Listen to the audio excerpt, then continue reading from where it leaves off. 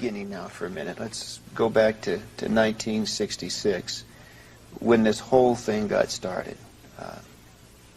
The suggestion is that your father hit on a good gimmick.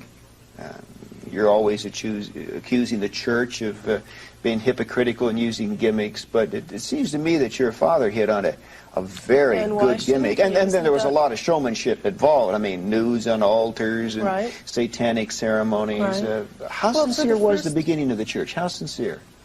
It was quite sincere. There had to be public attention to pave the way for Satanism to be a recognized and above-board religion, as it had never been before. So there had to be public attention. You don't have a movement without moving.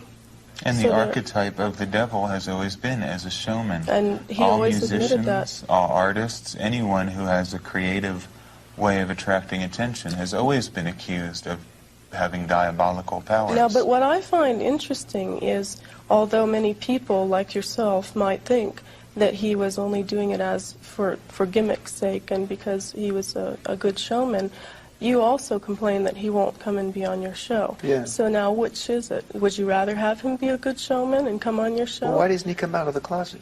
He's not in a closet. He's living his life happily. But he is not, I mean, he is fronting an organization. Listen, he came out of the closet in 1966 so that everybody else could come out of the closet. But excuse me, but he is not making his views, his doctrines, his beliefs. His views and doctrines are available in the He's not making them open to the objective inquiry of the press, of journalists, of anyone. No, he's not. I mean, you are speaking for him, but he does not put himself on the line to defend what he believes.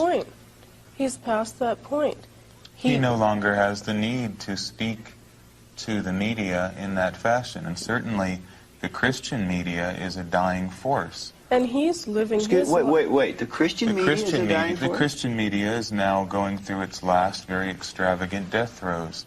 Jim and Tammy Baker, where do you get these statistics from? All of the evangelists are slowly falling out of favor. And as we move into the satanic century, we're going to see Christianity's last gasp. Well, now hang on. Excuse me just a minute, Nicholas. You make some broad sweeping statements that do not have statistical validation. Now, while it is true that certain televangelists have had a marked drop in their audiences, overall, the growth of religious media in America is exploding. Can you quote me any statistics in regards to religious radio stations and religious television stations? Much more. Do you know how fast they are growing in this country? There's much more religious media than ever. That's not what I'm saying. I'm saying that's a sign of the death throes of Christianity. You've given up your ideals, and now you're joining the devil's ranks, which is to entertain people. You are now part of the media, which is something that the fictional character you base your religion on, Jesus Christ, would certainly not have condoned. Well, now you're now using... Nicholas, you throw so many, I don't want to interrupt you, I want to be polite, but you throw so many little zingers out that are just factually inaccurate. I do have to call you. You just casually said this fictional character, you completely disregard the historicity of Christ. But let's come back to that. As most historians would. Well, that's not entirely accurate, sir. Let's get back to the... Well, it is quite accurate if you want to speak about that. Let's get back to where the whole thing started, okay? Let's get some facts straight here. And I'm asking you, Zina, because the press has kicked these things around. Jane Mansfield. Was Jane Mansfield a follower and or a lover of your father? Yes, she was a member of the Church of Satan. I will not discuss my father's private life because I don't think it's anybody's business. But she was definitely a devout follower of the satanic philosophy. At a time, a follower of the church? At a time, yes. Are there any prominent stars today who are followers openly of the Church of Satan, such as these people were back in the 60s? There are, and some of them we already know of. Who? Of them, well, if you want entertainers, King Diamond is a member of the Church of Satan. He openly admits that. None of these other heavy metal people are. Right. And then there are other actors as well. For whom? For example, whom? Well, because of the recent hysteria we've seen, I'm not going to put their There are people in every in field jeopardy. of endeavor, in architecture, Well, science. excuse me, but why? Fact. You see, you blame it on hysteria, but in fact, if they're a follower of Satan, should they not be willing to step forward and say so? I mean... Well, that's what we're embarking on now. Well, We what are the in 90s are process. going to see is a massive rise of Satanism. People are going to come out of the shadows and reveal themselves as thoroughgoing Satanists. Because what we're seeing now is the death struggle between the Judeo-Christian idea and archetype and the more ancient satanic archetype. Nicholas, for $100, anybody can join the Church of Satan. That's what the membership form says. And that's a lifetime membership. They can join the Church of Satan on that level. However, to become an active member of the Church of Satan requires that you are already doing something to advocate Satanism. Simply by joining, you do not become a Satanist. So that's just a quick, easy $100 to pocket.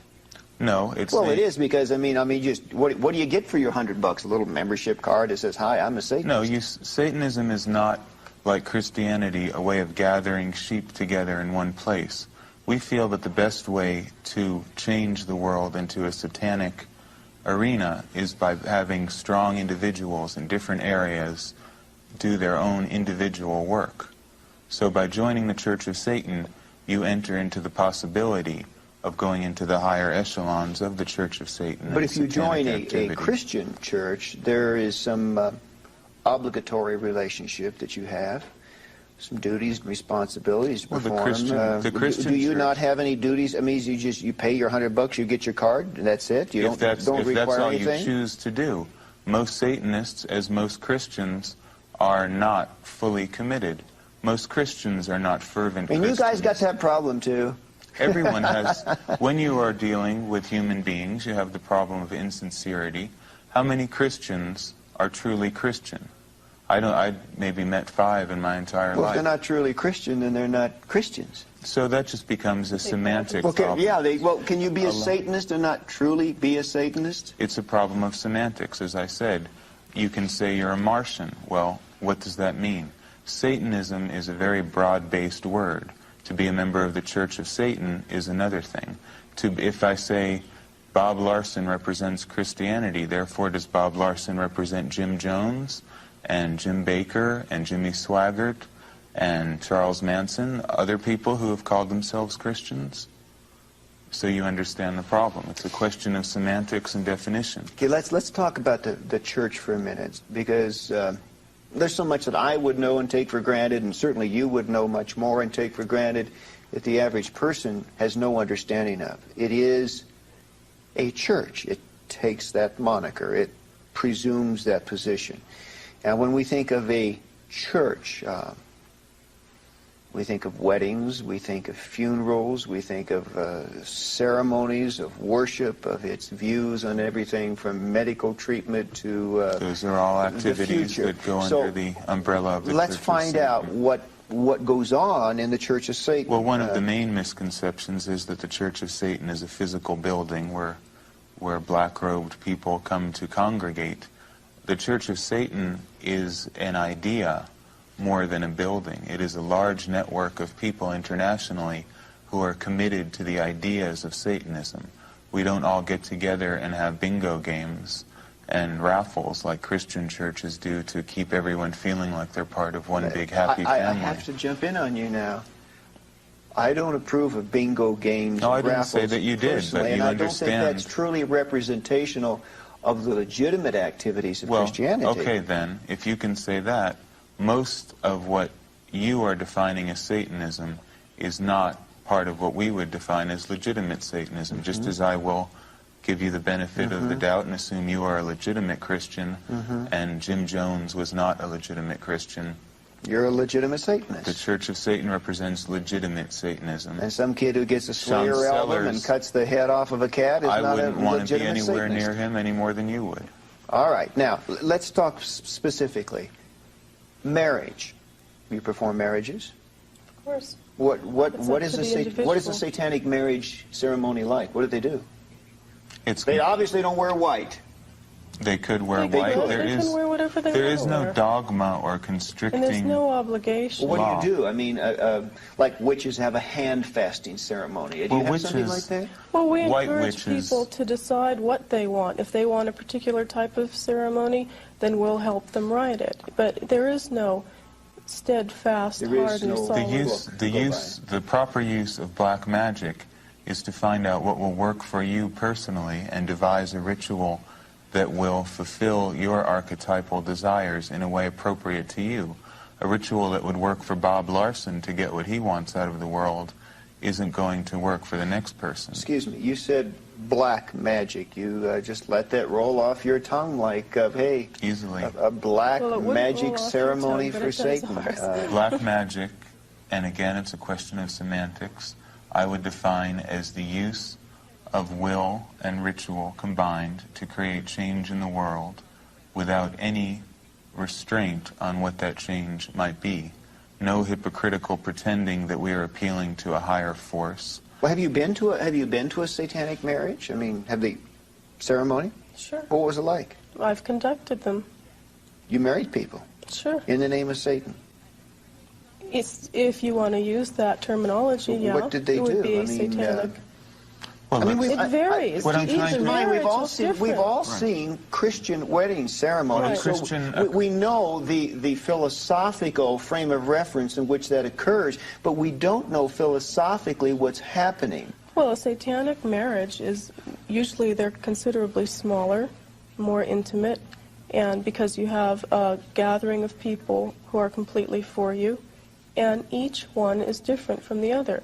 We don't have a set rule as to what the marriage will consist of. Unlike the Christian church that has an assembly line idea, a certain dogma is read, two people agree to it, you are now part of the Christian community in marriage. We feel that each individual should form a union with whoever they wish to. But of course, Nicholas, that's because in Christianity there is a prior philosophical commitment as to what marriage represents. And so what I'm saying is... Marriage, to us, to Satanism, in brief, marriage represents what you want it to represent. We believe each individual is entitled to decide what their life should consist of. There is no bond to any supernatural entity. And even to decide if you even want to be married at all. Marriage is not mandatory, nor is... Nothing is mandatory. Would you marry two lesbians? I personally do not believe that homosexuality is a natural practice any more than you do. And I don't... Would you marry them if they thought it was and wanted to be? I mean, Anton LaVay in the Satanic Bible certainly condones it. They would certainly be able to marry themselves and consider themselves married. Well, it may sound like an absurd question, but suppose Joe wants to marry his golden retriever. If we're all animals, I mean, can Joe conceivably marry his dog? Speaking for the Werewolf Order, which is my organization in particular, we do not feel that homosexuality is a healthy or natural or safe or hygienic practice. But you're contradicting Anton in the Satanic Bible. No. I would agree with him in this sense, that I do not prescribe any moral onus against it. What I'm saying is do whatever you want to do, but accept the consequences that come with it. And well, you're not answering the question about the golden retriever, and I'm not... No, I don't. I believe bestiality is as repugnant to me as it is to you, but not for moral reasons, but because of natural reasons. But earlier you said we're all animals. I mean, an animal's an animal. Well, animals, so what's the difference? Animals don't breed. Wouldn't mate with a Siamese cat. Yeah, only humans. So neither would a human only humans who are so neurotic that they break the natural law. Without getting too intellectual here, you do have some speciation, differentiation. See, that's something that in effect you're not willing to call morals, but in effect places you as a human animal on a higher rung of evolution's ladder, giving you certain priorities over what you do to the rest. No, absolutely not. In fact, I believe that animals should be protected by humans, as it is our duty as the inheritors of the earth to protect the ecology, to protect wildlife, and satanic ecology is forefront on our agenda. We need to protect the earth that we live on and our natural environment.